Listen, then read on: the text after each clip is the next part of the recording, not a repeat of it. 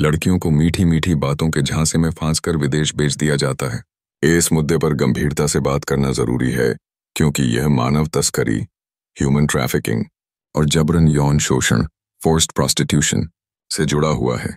कुछ वास्तविक केस सामने आए हैं जिनमें भारतीय, पाकिस्तानी, बांग्लादेशी और नेपाली लड़कियों को दुबई, ओमान, सऊदी अरब और अन्य खाड़ी देशों में झूठे वादों और धोखे से ले जाया गया और वहां होटलों या वेश्यालयों में बेच दिया गया।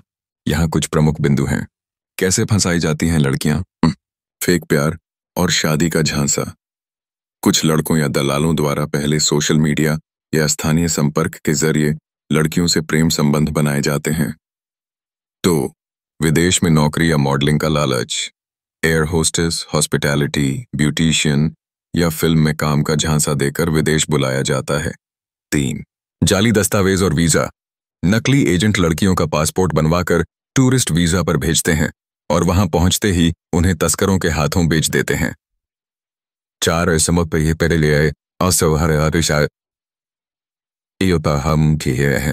फिरौती या बंधक बना लिया जाना। कुछ केसों में पासपोर्ट छीन लिया जाता है और लड़कियों को बंधक बनाकर उनसे जबरन वेश्यावृत्ति करवाई जाती है। दुबई और गल्फ देशों में क्या होता है? दुबई या अन्य अरब देशों में ऐसे कई होटल, मसाज सेंटर या क्लब्स हैं जो दिखावे में वैध बिजनेस होते हैं, लेकिन अंदर से यह गंदा है। रैकेट चलाते हैं।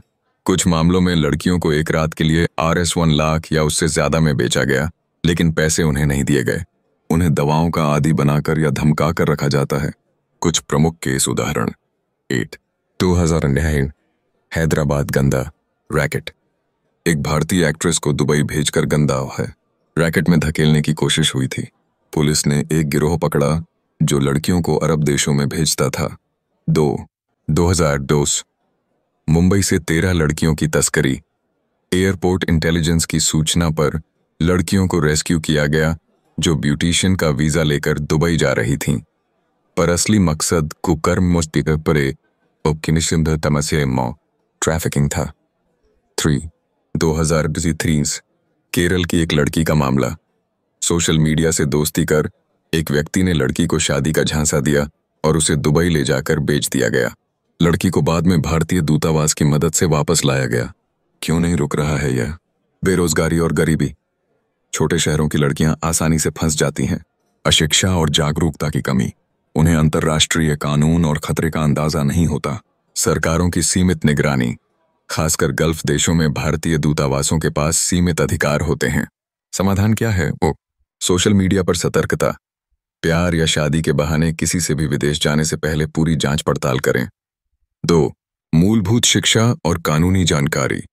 स्कूल कॉलेज स्तर पर यह बताया जाए कि विदेश यात्रा से पहले किन दस्तावेजों की पुष्टि जरूरी है। 3. सरकारी हेल्पलाइन और NGO की मदद। विदेश में फंसी महिलाओं के लिए भारत सरकार के पास MEA हेल्पलाइन और कुछ NGOs हैं। कानूनी पक्ष।